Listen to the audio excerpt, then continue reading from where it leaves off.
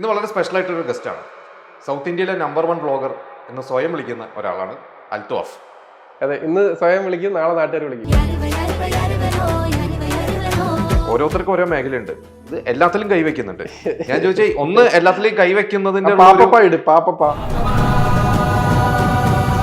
Speak up എന്ന് പറഞ്ഞിട്ട് ഒരു പരിപാടി നടത്തി. ഏകദേശം 35 എപ്പിസോഡ് നടത്തി. പിന്നെ തിരക്കാരൻ നിർത്താതെ, അതായത് ഒരാൾക്ക് വിളിച്ചിട്ട് അവരുടെ ജീവിതത്തിലുണ്ടായ അനുഭവങ്ങൾ നമ്മളോട് പറയാം. ഫസ്റ്റ് എപ്പിസോഡിൽ തന്നെ ഒരു പെൺകുട്ടിയെ വിളിച്ച് പറഞ്ഞു. അതിന്റെ അയൽപക്കത്ത് കടയിൽ സാധനം മേടിക്കാൻ പോയപ്പോൾ അവിടുത്തെ ഒരു അമ്മാവൻ ഒരു അലവലാതി ഒരു ചെറ്റ കൊച്ചിനെ കയറി ഉപദ്രവിച്ച കാര്യമാണെന്ന് പറയുന്നത്. അതുപോലെ ഒത്തിരി പല കാര്യങ്ങൾ പള്ളിയിൽ അച്ഛന്മാരും മുസ്ലിയാക്കന്മാരും അതുപോലെ തന്നെ ഈ പറയുന്ന പൂജാരിമാരും എല്ലാം കയറി പിടിക്കുകയും ഉപദ്രവിച്ച ഒരുപാട് പേര് കാര്യങ്ങൾ പറഞ്ഞിട്ടുണ്ട്. ഒരു പെൺകുട്ടി വിളിച്ചിട്ട് പറഞ്ഞു, എൻ്റെ ഭർത്താവ് എന്നെ കപ്പിൾ സ്വാപ്പ് ചെയ്യുന്നുണ്ടെന്ന്. അതായത് എന്നെ പല ഭർത്താക്കന്മാരുമായിട്ട് അങ്ങോട്ടും ഇങ്ങോട്ടും മാറ്റം ചെയ്യും. അപ്പോൾ ഞാൻ നിങ്ങൾ എന്തിന് എന്നോട് പറയുന്നത്? ഇനി ഒരാൾക്കും ഇത് വരരുത്. കാര്യം ഞങ്ങളുടെ തന്നെ പല ഇതുപോലെ ഗ്രൂപ്പുകൾ ഉണ്ടാക്കി പലരെയും ഭർത്താക്കന്മാർ പെൺകുട്ടികളെ തന്നെ കൊണ്ടുവരാനായിട്ട് പറയുന്നുണ്ടെന്ന്. പിറ്റേ ദിവസം തന്നെ പോലീസ് വിളിക്കുകയാണ്. ഇവരുടെ ആ ലോക്കൽ പോലീസ് വിളിച്ചിട്ട് എൻ്റെ അടുത്ത് ചോദിച്ചു, നിങ്ങളാണ് വീഡിയോ ചെയ്തതാണ്, ഈ പെൺകുട്ടി ആരാന്നറിയാമോ? അതിനുശേഷം കേരളത്തിലെ ഇന്നുള്ള മുഖ്യധാരാ മാധ്യമങ്ങളെല്ലാം എന്നെ വിളിച്ചു. സമൂഹത്തിൽ മാറ്റം വരുത്തേണ്ട ഒരുപാട് പരിപാടികൾ ഞാൻ ചെയ്യുന്നുണ്ട്. അപ്പൊ അതിൽ മറ്റാരും പറഞ്ഞില്ലെങ്കിൽ എനിക്ക് വേണ്ട, ഞാൻ പറയും. കേരളത്തിൽ നമ്പർ 1 ഞാൻ തന്നെ പറയും. വസ്ത്രധാരണത്തിനായിരുന്നു ഇപ്പോഴും ഞാൻ പറയുന്നത്, ഈ കുണ്ടിയും മുലയും കാണിച്ചുകൊണ്ട് വരുന്ന പെണ്ണുങ്ങളെ ഞാൻ സപ്പോർട്ട് ചെയ്യത്തില്ല. ഹണി റോസ് വീഡിയോ ഇട്ടുകൊണ്ട് വരുന്നു, എക്സ്പോസ് ചെയ്യുന്നു എന്നൊക്കെ പറഞ്ഞ് പലരും പ്രശ്നമുണ്ട്. ഹണി റോസിന് ഒരു എതിരെ പോലും വീഡിയോ ഞാൻ ഇട്ടിട്ടില്ല. കാര്യം എന്താണെന്ന് വെച്ച് കഴിഞ്ഞാൽ അത് അവർ കംഫർട്ടായിട്ട് തന്നെ നടക്കുന്നതായിട്ട് എനിക്ക് തോന്നിയിട്ടുള്ളൂ. അതിനപ്പുറത്തേക്ക് റീച്ചിന് വേണ്ടി മാത്രം വസ്ത്രം അഴിക്കുന്ന കുറച്ച് ആളുകളുണ്ട് എന്ന് തോന്നിയിട്ടുണ്ട്. ഇന്നുള്ള പല പെണ്ണുങ്ങൾ റീൽസിനകത്ത് പകുതി തുണി ഊരിക്കാൻ റീച്ച് കിട്ടുമെന്നുള്ള പക്ക ബോധ്യം ഉള്ളത് കൊണ്ടാണ് തുണി ഊരുന്നത്.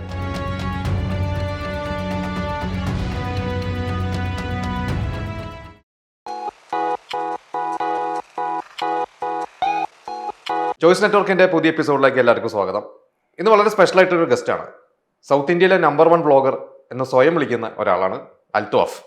അതെ, ഇന്ന് സ്വയം വിളിക്കും, നാളെ നാട്ടുകാർ വിളിക്കും അല്ലേ? എപ്പോഴാ സ്വയം വിളിച്ചു തുടങ്ങിയത്? ഇങ്ങനെ ഇപ്പൊ കഴിഞ്ഞ ആഴ്ച ഞാൻ ആദ്യം കേരളത്തിലെ നമ്പർ 1 വ്ളോഗർ എന്നായിരുന്നു. പിന്നെ ഞാൻ വിചാരിച്ചത് അത് ഒരു രസമില്ല, ഇച്ചിരിയും കൂടെ ആയിക്കോട്ടെ. അപ്പൊ സൗത്ത് ഇന്ത്യയിലെ ആക്കിയിട്ടുണ്ട്. കാരണം തമിഴ്നാടും കർണാടകയും നമുക്ക് അടുത്ത് കിടക്കുന്നുണ്ട്, സൗത്ത് ഇന്ത്യ ആണ്. അപ്പൊ അവിടെ കൂടെ നമുക്ക് വ്യാപിപ്പിക്കാമല്ലോ. അപ്പൊ ഇനിയിപ്പോ പാൻ ഇന്ത്യൻ ആവാം. അത് കഴിഞ്ഞിട്ട് ഞാൻ വിചാരിച്ചു പാൻ ഇന്ത്യൻ ഇട്ടാലോ. അപ്പൊ ഹിന്ദിയിൽ എനിക്ക് വലിയ പിടിയില്ല. അപ്പൊ അതുകൊണ്ട് ബാക്കി സൗത്ത് ഇന്ത്യൻ ലാംഗ്വേജ് ഇപ്പൊ എല്ലാം പഠിച്ചു. വലിയ പിടിയില്ല, അതുകൊണ്ട് പിന്നെ കുഴപ്പമില്ല. അപ്പൊ പിന്നെ പാൻ ഇന്ത്യൻ ആവാം, പതുക്കെ ആവാം. കാരണം നമുക്ക് അങ്ങോട്ടൊക്കെ പാൻ ഇന്ത്യൻ ആവുമ്പോഴത്തേക്കും കുറച്ചുകൂടെ വേണമല്ലോ. അപ്പൊ അതുകൊണ്ട് ഇപ്പൊ പറഞ്ഞ പതുക്കെ സൗത്ത് ഇന്ത്യൻ മതി. അത് കഴിഞ്ഞിട്ട് ബാക്കിലേക്ക് പോവാം. ഇപ്പൊ എന്താ ലേറ്റസ്റ്റ് വിശേഷങ്ങൾ എന്താ? ഇപ്പൊ എനിക്ക് തോന്നുന്നു ഇപ്പൊ എവിടുന്നാ വരുന്നത്? ഞാൻ കൊല്ലത്തുനിന്നാണ് വരുന്നത്. കൊല്ലത്ത് തന്നെയാണ്, നാട്ടിൽ നിന്ന് തന്നെയാണ് വരുന്നത്. ഇപ്പൊ അതിനിടയ്ക്ക് യാത്ര ഇടയ്ക്ക് കർണാടക ഞാൻ പറയാം. കർണാടക തമിഴ്നായിരുന്നു, ഊട്ടിയിലായിരുന്നു, അതുപോലെ മൈസൂരായിരുന്നു. അത് റിലേറ്റഡ് ടു ഇങ്ങനത്തെ കാര്യങ്ങളായിട്ട് പോയത്? വീട്ടുകാരായിട്ട് നമ്മൾ പോകുന്നതുകൊണ്ട് നമ്മൾ ഊട്ടി മൈസൂർ എന്ന് പറയും. അല്ല, നമ്മൾ ഇങ്ങനെ പറയുമ്പോൾ കർണാടക തമിഴ്നാടെന്ന് പറയും, അങ്ങനെ പറയും. അത്രേ ഉള്ളൂ. അതെ. ഇപ്പൊ ഈ വ്ളോഗിങ് പരിപാടി തന്നെയാണ് അല്ലെ തുടങ്ങി? അല്ല, ശരിക്ക് ഞാൻ പറഞ്ഞത്, ഞാൻ മുമ്പ് 1-2 ഇന്റർവ്യൂവില് പറയുന്നത് കേട്ടിട്ടുണ്ട്. അതായത് വേറെ പരിപാടിയിലൊന്നും പോയാൽ ക്ലിക്ക് ആവുമെന്ന് ഉറപ്പില്ല, പാട്ട് അങ്ങനത്തെ കാര്യങ്ങൾ. അതുകൊണ്ട് ഈ ഒരു പരിപാടി തെരഞ്ഞെടുത്തു. ഭയങ്കര കാര്യമുണ്ട്. അതായത് ഞാൻ അല്ല, ശരിക്കും അപ്പോ ചെറുപ്പത്തിൽ എയിം എന്തായിരുന്നു? ശരിക്കും ചെറുപ്പത്തിൽ എയിം എന്ന് പറഞ്ഞാൽ സ്കൂളിൽ നമ്മൾ പഠിക്കുന്ന സമയത്ത് അന്നും എല്ലാവരും പോലീസ് ആവണം, അതുപോലെ തന്നെ കളക്ടർ ആവണം, ഡോക്ടർ ആവണം എന്ന് പറയുമ്പോൾ എനിക്ക് നല്ല ഓർമ്മയുണ്ട്. LKG തൊട്ട് ഞാനൊക്കെ പഠിക്കാൻ മിടുക്കലൊന്നുമല്ല. അന്ന് ഞാൻ വിചാരിക്കുന്ന നല്ലൊരു മനുഷ്യനാവണം, to become a rich man, ഒരു കാശുകാരനാവണമെന്ന് ഞാൻ വിചാരിക്കുന്നത്. അപ്പൊ അതുകൊണ്ടൊന്ന് ഉദ്ദേശിക്കുന്ന ഈ കാശുകാരനായി കഴിഞ്ഞാൽ ഇതെല്ലാം നമുക്ക് കിട്ടും, നമുക്ക് എന്തും ആവാം, നമുക്ക് മേടിക്കാം. ഞാൻ ഒരു കാശുകാരനായി കഴിഞ്ഞാൽ എനിക്ക് ഇവിടെ 10 ഡോക്ടറെ ഉണ്ടാക്കാൻ പറ്റും, പിള്ളേരെ പഠിപ്പിക്കാം, എനിക്ക് കളക്ടറെ ഉണ്ടാക്കാം, എനിക്ക് പോലീസുകാരെ ഉണ്ടാക്കാം, അവരെല്ലാം പഠിപ്പിക്കാൻ എനിക്ക് പറ്റും. അതുപോലെ ഒത്തിരി പേരോട് ഉണ്ടാക്കാം. അപ്പൊ ഞാൻ അങ്ങനെ വിചാരിച്ചു. അപ്പം അതായിരുന്നു ആഗ്രഹം. പിന്നെ ഈ കാശുകാരനാണെങ്കിൽ അത്ര സിമ്പിൾ പരിപാടി ഒന്നുമല്ല. ഉടായ്പിൽ നമുക്ക് മരുന്ന് വിറ്റൊക്കെ കാശുകാരാകും. പക്ഷെ അതുകൊണ്ട് കാര്യമില്ലല്ലോ. അതിൽ നമുക്ക് വിശ്വാസിയാണ്, ദൈവവിശ്വാസി. അപ്പൊ അത് നമുക്ക് നിലനിൽക്കത്തില്ല, നല്ല ഉറപ്പുണ്ട്. അപ്പൊ നല്ല രീതിയിൽ തന്നെ ആവണം. അപ്പൊ അങ്ങനെ ഞാൻ വിചാരിച്ചു, സിനിമാക്കാരനായി കഴിഞ്ഞാൽ കാശ് കിട്ടും, സിനിമയിൽ അഭിനയിച്ച് കഴിഞ്ഞാൽ നമുക്ക് ഫെയിം കിട്ടും, കാശ് കിട്ടും. അല്ലെങ്കിൽ നമ്മൾ സ്പോർട്സ് പേഴ്സൺ ആണ്, അത് ഒത്തിരി കാശും കാര്യങ്ങൾ കിട്ടുന്നത്. നമ്മൾ സച്ചിൻ ടെണ്ടുൽക്കറൊക്കെയാണ്. അന്ന് സച്ചിൻ ടെണ്ടുൽക്കർ കളി നിർത്തിയപ്പോൾ ഞാൻ കളിയിലൂടെ ബാക്ക് പറഞ്ഞ ഒരാളാണ്. അപ്പോൾ ഞാൻ ക്രിക്കറ്റിലേക്ക് സ്പോർട്സിലേക്ക് പോയാൽ നമുക്ക് നല്ല ഇത് കിട്ടും. പക്ഷെ എനിക്ക് സ്പോർട്സിൽ അങ്ങനെ വലിയ കാര്യങ്ങളൊന്നും ഇല്ല. കളിക്കാൻ പിള്ളേരുമായിട്ട് കളിക്കാൻ പോകുന്നത് നമുക്ക് അതിന് ഇല്ലെന്ന് തന്നെ പറയണമല്ലോ. നമുക്ക് അങ്ങനെ എനിക്ക് തോന്നിയിട്ടില്ല. പിന്നെയും ബോൾ ചെയ്യാനൊക്കെ കുറച്ച് അറിയായിരിക്കും, പക്ഷെ ബാറ്റിംഗ് ഒന്നും എനിക്ക് ഭയങ്കര പാടാണ്.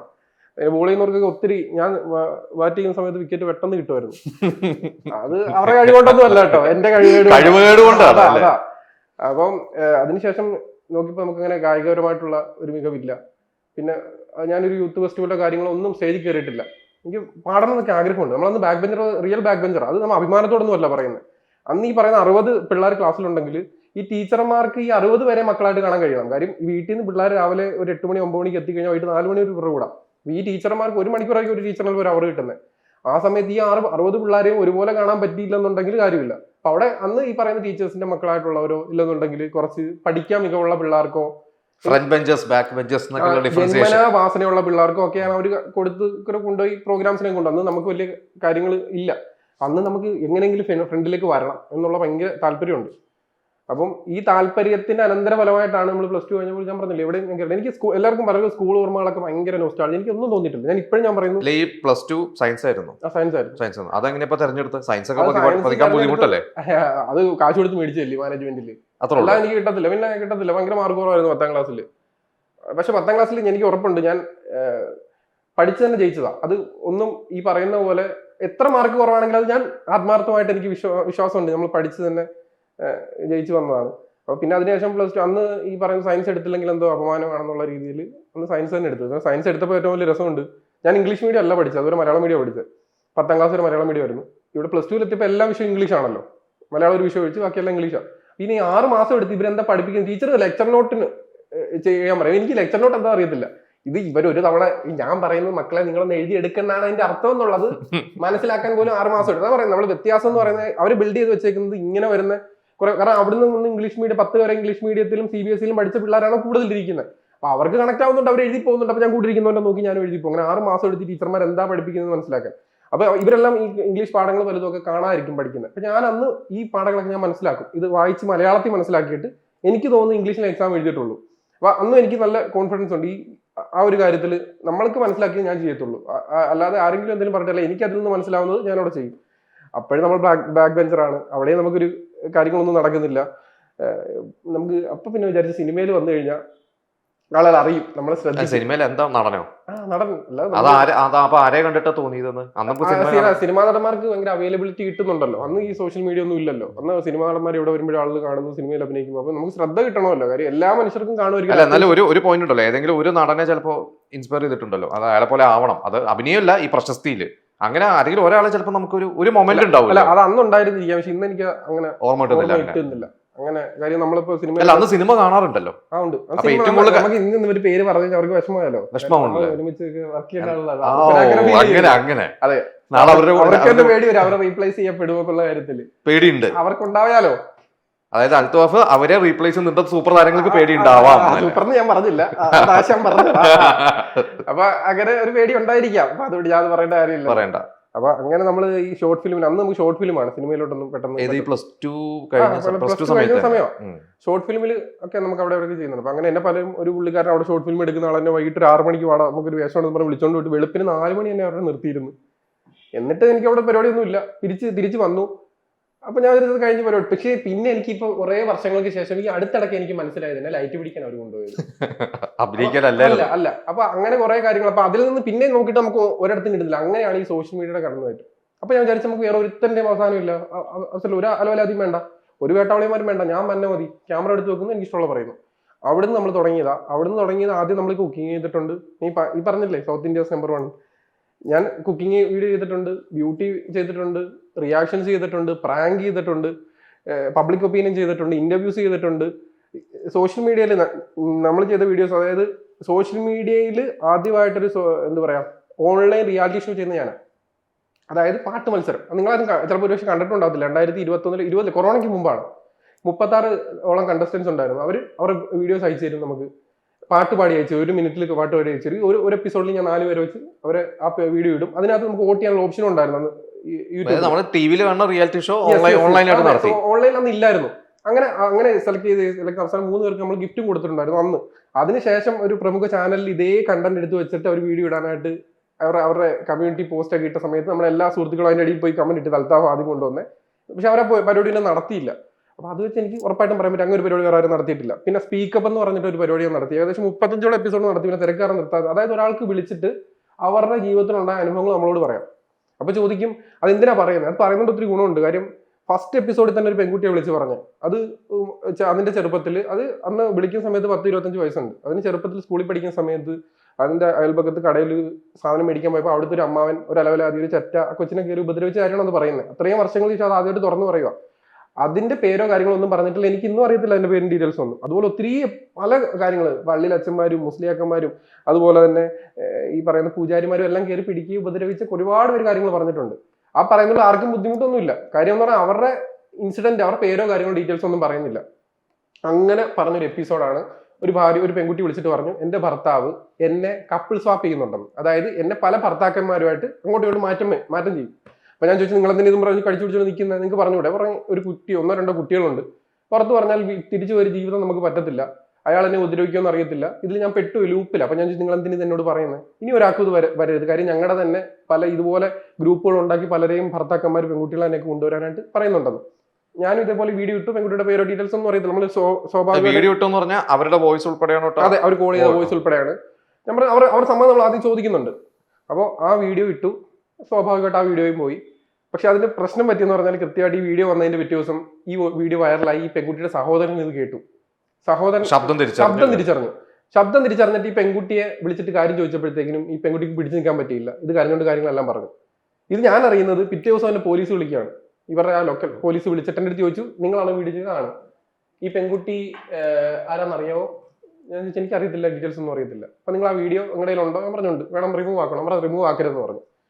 അതിനുശേഷം കേരളത്തിലെ ഇന്നുള്ള മുഖ്യധാരാ മാധ്യമങ്ങളെല്ലാം എന്നെ വിളിച്ചു, എല്ലാവരും വിളിച്ച് ആ പെൺകുട്ടിയുടെ ഡീറ്റെയിൽസ് ചോദിച്ചിട്ട് നമ്പർ ചോദിച്ചിട്ട് ഞാൻ പറഞ്ഞു തരത്തില്ല, ഇങ്ങനെയാണ്, നിങ്ങൾ പോലീസ് ആണെങ്കിൽ ഞാൻ കൊടുക്കാം, അല്ലാതെ തരത്തില്ലെന്ന് പറഞ്ഞു. അങ്ങനെ ആ വീഡിയോസ് ഇട്ടു. കാര്യം ഈ ഭർത്താവിനെ അറസ്റ്റ് ചെയ്തു, വേറെ 5 പേരെ അറസ്റ്റ് ചെയ്തു. അന്ന് ഭയങ്കര വിഷയമായി, കേരളം മുഴുവൻ കത്തി.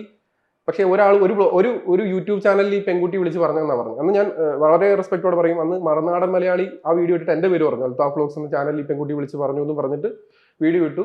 അങ്ങനെ ആ കപ്പിൾ സ്വാപ്പിൽ 5 പേര് അറസ്റ്റ് ചെയ്യപ്പെട്ടു. ഭയങ്കര അന്ന് വലിയ കാര്യമായിരുന്നു. പക്ഷെ അന്ന് ഈ പേര് പറയാത്തതുകൊണ്ട് എന്നെ ആർക്കും അറിയത്തില്ല. അന്ന് ഉറപ്പായിട്ട് ഞാൻ പറയും സൗത്ത് ഇന്ത്യാസ് നമ്പർ 1 വ്ലോഗർ ഞാനാണ്. അതിന്റെ അപ്പുറത്ത് ഞാൻ പ്രാങ്ക് ചെയ്യുന്നുണ്ട്, അതേപോലെ ഇപ്പുറത്ത് ഞാൻ വന്ന് ഞാൻ ഇവിടെ റിയാക്ഷൻ ചെയ്യുന്നുണ്ട്.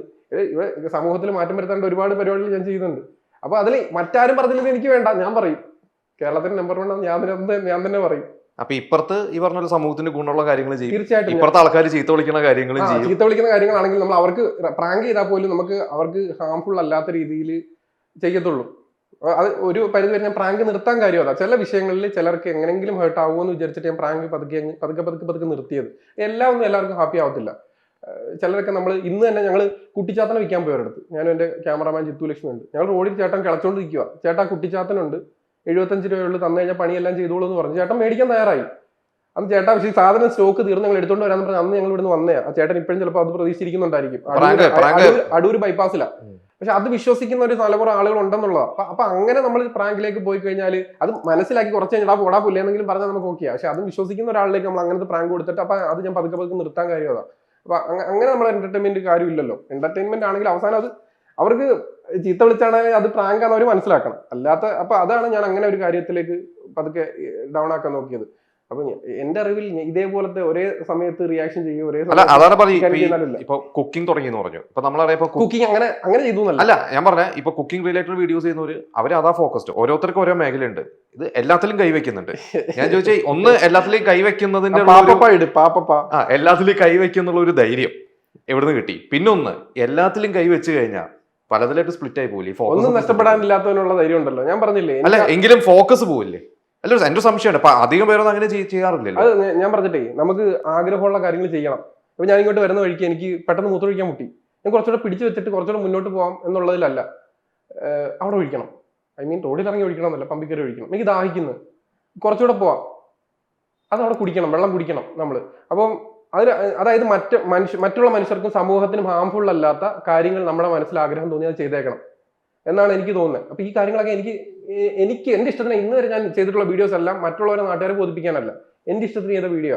അതുകൊണ്ട് എനിക്ക് ഇച്ചിരി റീച്ച് കുറഞ്ഞാലും ചിലപ്പോൾ വിഷമം ഉണ്ടാവുമായിരിക്കും, പക്ഷെ ഞാൻ സാറ്റിസ്ഫൈഡാണ്. കാര്യം അത് എന്റെ ഹാപ്പിനെസിന് വേണ്ടി ചെയ്ത വീഡിയോ ആണല്ലോ. മറ്റൊരാളത് കണ്ടാൽ സന്തോഷം, ലൈക്ക് അടിച്ചാൽ അതിൽ സന്തോഷം, കമന്റ് ഇട്ടാൽ അതിൽ സന്തോഷം, തെറി വിളിച്ചാൽ ഭയങ്കര സന്തോഷം. കാര്യം എന്ന് പറഞ്ഞു കഴിഞ്ഞാൽ ഇഷ്ടപ്പെട്ടവരാണ് പോസിറ്റീവ് കമന്റ് ഇട്ടുകൊണ്ടിരിക്കുന്നത്. ഇഷ്ടപ്പെടാത്ത ഒരാളിലേക്ക് ആ വീഡിയോ എത്തിയത് കൊണ്ടാണ് നമുക്ക് നെഗറ്റീവ് കമന്റ് ഇടുന്നത്. നമുക്ക് ഇഷ്ടപ്പെടാത്ത ആളിലേക്ക് നമ്മൾ എത്തിയാണ് നമ്മൾ മാറ്റം വരുന്നത്. അങ്ങനെയാണല്ലോ.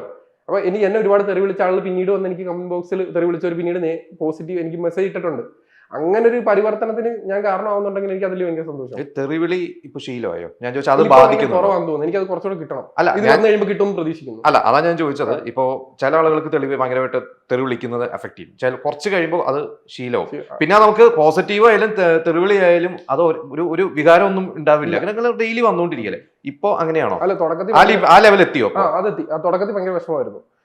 ഞാൻ തിരിച്ച് തെറി വിളിച്ച് കമന്റ് ഇടുമായിരുന്നു. അപ്പൊ നമ്മളെ കാർത്തിക് സൂര്യ ഉണ്ടല്ലോ, എന്റെ അടുത്ത ഫ്രണ്ട്. അപ്പൊ അവന്റെ അടുത്ത് പറഞ്ഞ കമന്റ് ഇട്ട് പറഞ്ഞില്ല, അളിയ ഈ കമന്റ് തെറി ഇട്ടോരെന്ന് കമന്റ് എനിക്ക് അറിയത്തില്ല അവരെ, പക്ഷെ നീ ഇട്ട കമന്റ് ഉണ്ടല്ലോ അത് ഞാൻ കണ്ട്.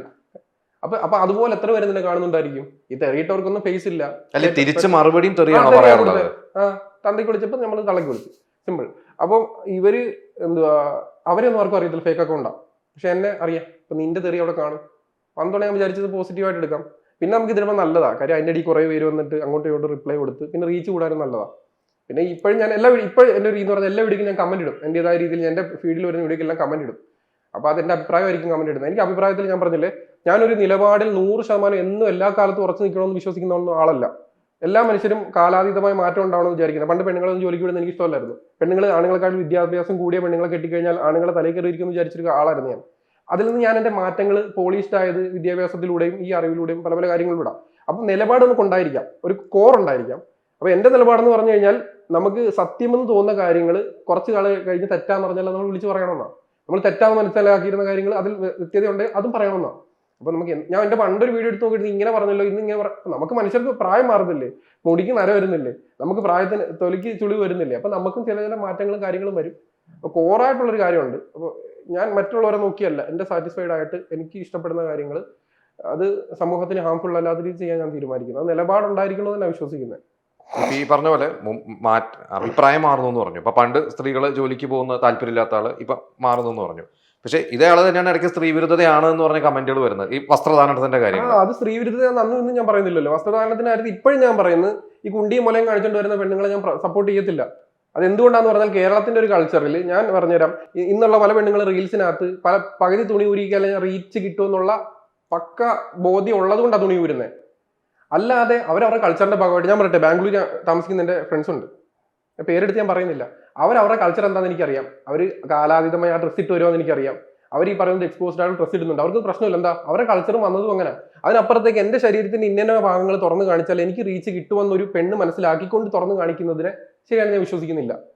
റീച്ച് ഉദ്ദേശിച്ചുകൊണ്ട് ഒരാൾ തുറന്നു കാണിച്ചു തിരിച്ച് അവർ ചോദിക്കുന്നത് ഞങ്ങളുടെ സ്വാതന്ത്ര്യം അല്ലേന്ന് അവർ ചോദിച്ചാൽ സണ്ണി ലിയോൺ വസ്ത്രധാരണം നടത്തുന്നു, അത് നമുക്ക് കുറ്റം പറയാൻ പറ്റില്ല. എന്താ, അവർ വന്നതും അവരുടെ വസ്ത്രധാരണം അല്ല, അത് അങ്ങനെ തന്നെ.